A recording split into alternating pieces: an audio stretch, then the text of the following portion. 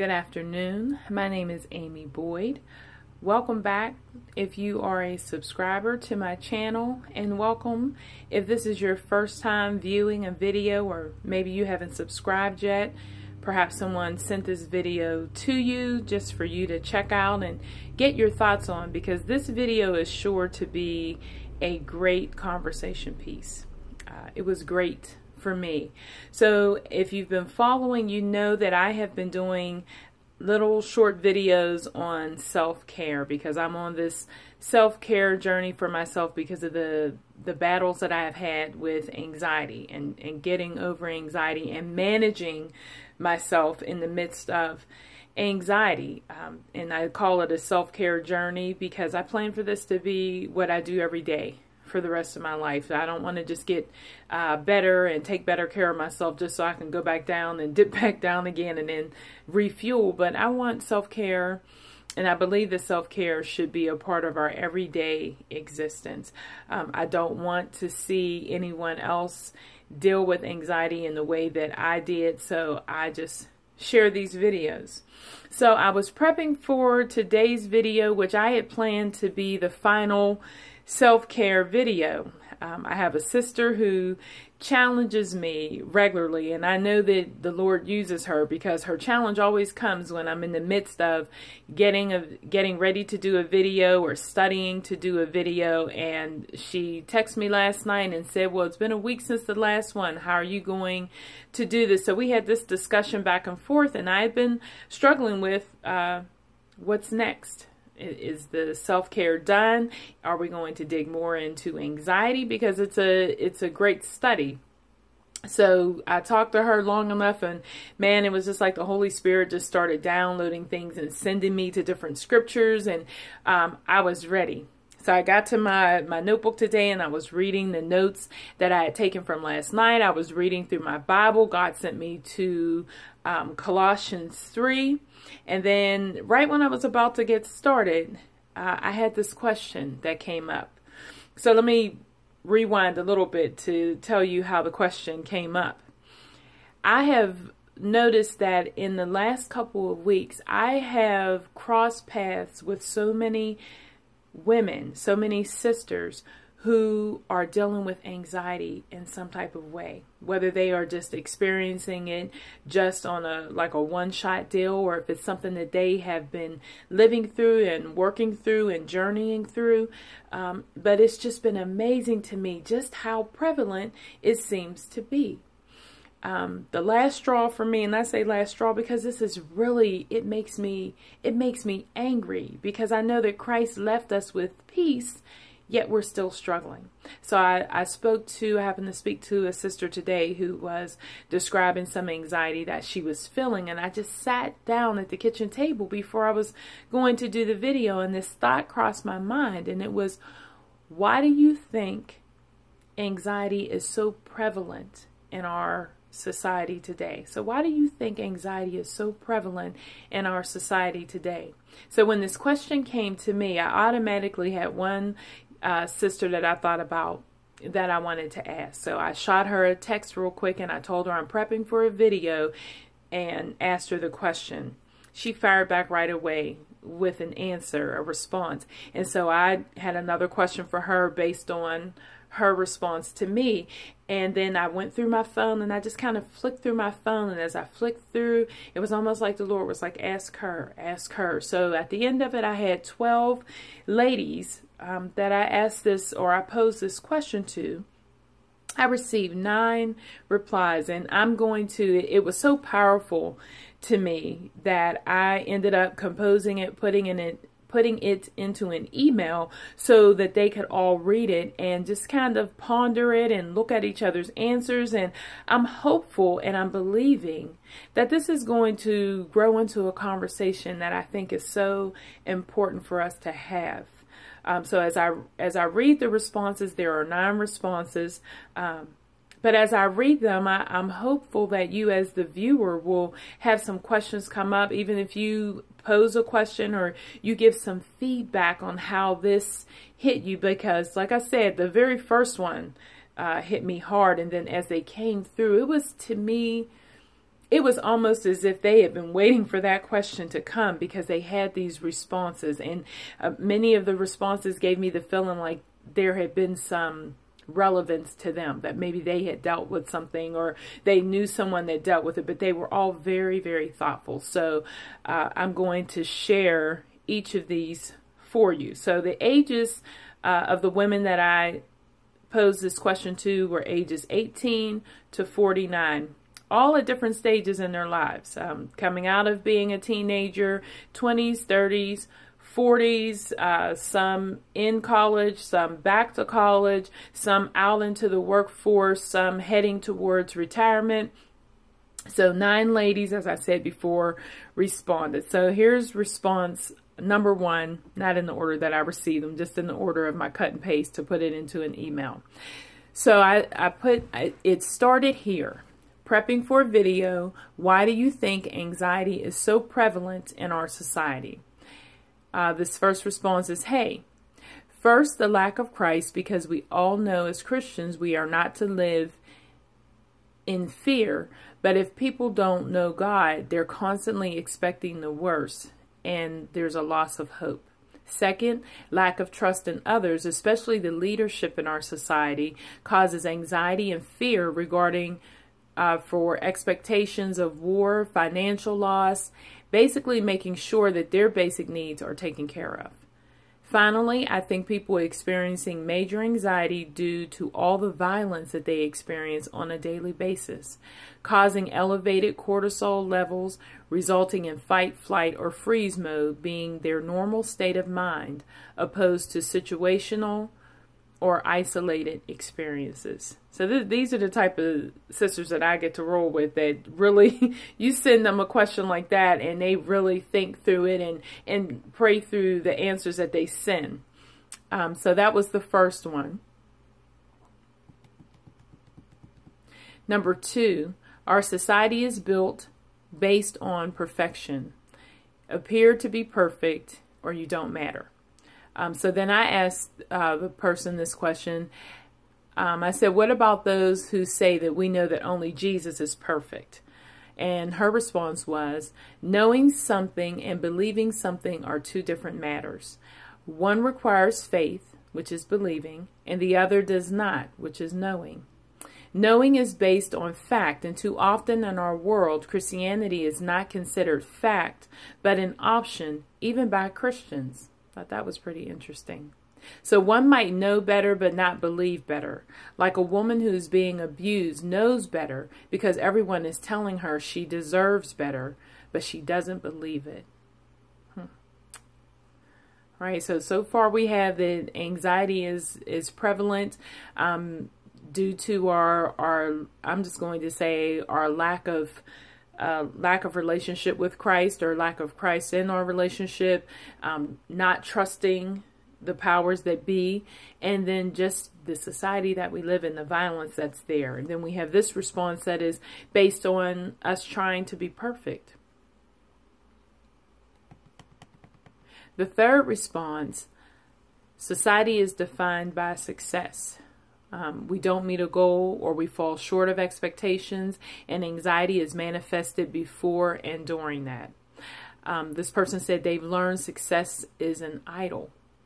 By committing your works unto the Lord and defining our work by the King and by His Word. So this is how we can move away from the anxiety that we feel with associating it with success. And we're not what we consider to be successful, or successful by the world standards, therefore we have anxiety. She also did a Jay-Z quote, but I'm not going to add that in there, but I like the quote.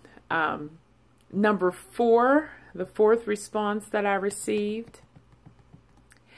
I think anxiety is prevalent for a couple of reasons. We do not like being, it says in control, but I know that she meant out of control. We do not like being out of control. We are not taught or open to being taught how to effectively deal with worry and stress. How to take care of ourselves versus masking for the world. And then she put hashtag my 2 cents. So I'll read that again. We do not like being out of control. or we do like to be in control. We're not taught or open to being taught how to effectively deal with worry and stress, how to take care of ourselves, masking versus masking for the world. I'll be interested to hear thoughts, but I know that's one that hit home for me, the masking and feeling that if I don't appear to be strong, I'm letting someone down, even letting God down. Because he makes me strong. I know the Lord. I've got a relationship with him. So I have to look like I have to have it together. And if I admit it to anyone, then they're going to think less of me. So that really hit home for me. And I think it hits home to the things that we stuff down and that we don't deal with. And this is why so many of us are isolated and we struggle all alone. So these responses just bless me to hear people's thoughts and even what our experiences have been.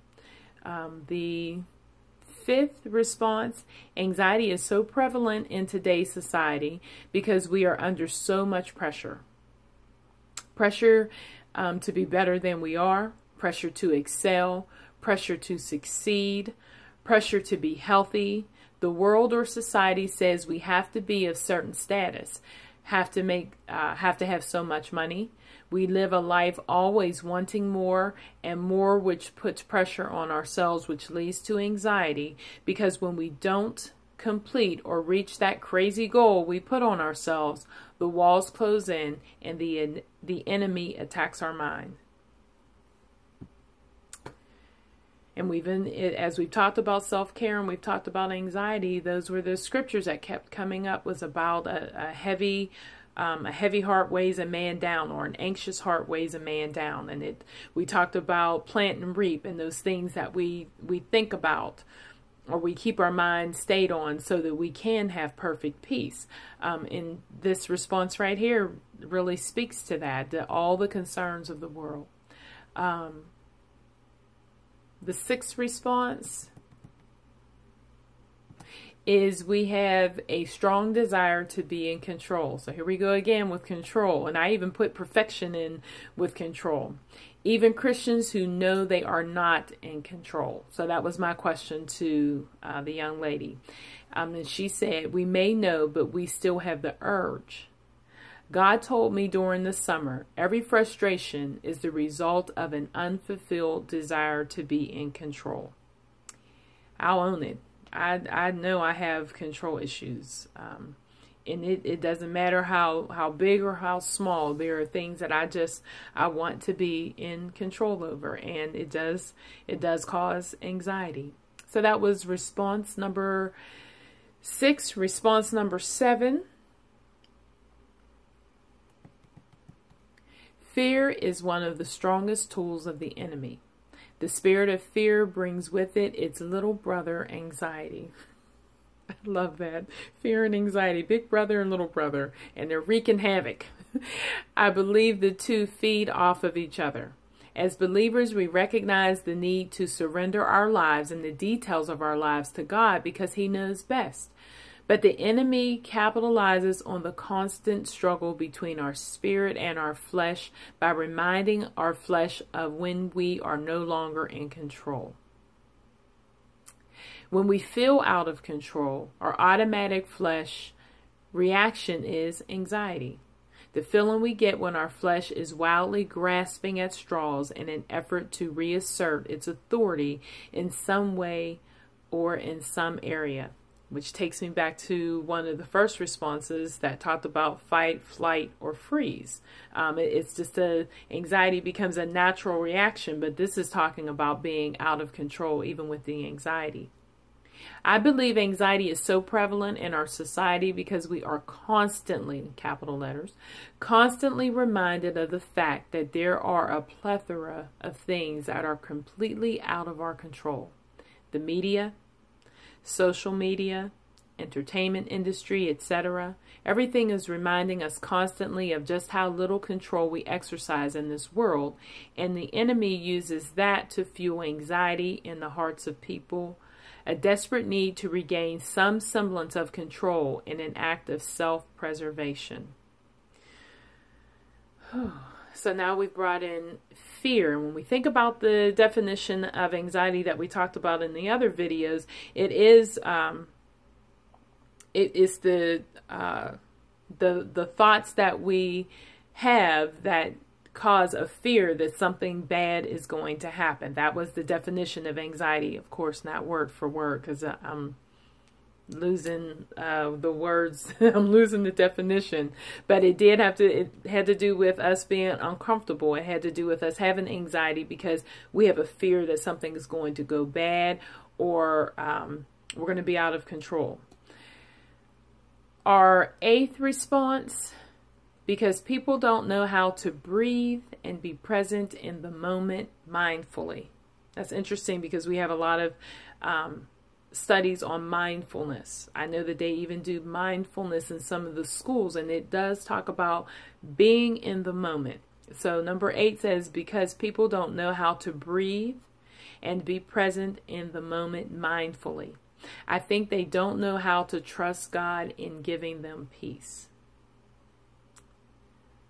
It's interesting that she says to breathe and being present, because one of the strategies there are when you are having an anxiety attack, or when you're feeling anxiety, or breathing exercises, imagery, things that work to pull you back in to a better space. Not saying, oh my God, I don't know, we have this function to do tomorrow and I don't know what I'm going to wear, and I don't know how long it's going to be, and we go ahead of ourselves, or we think about something that happened yesterday and what are the repercussions of that, instead of being in the moment.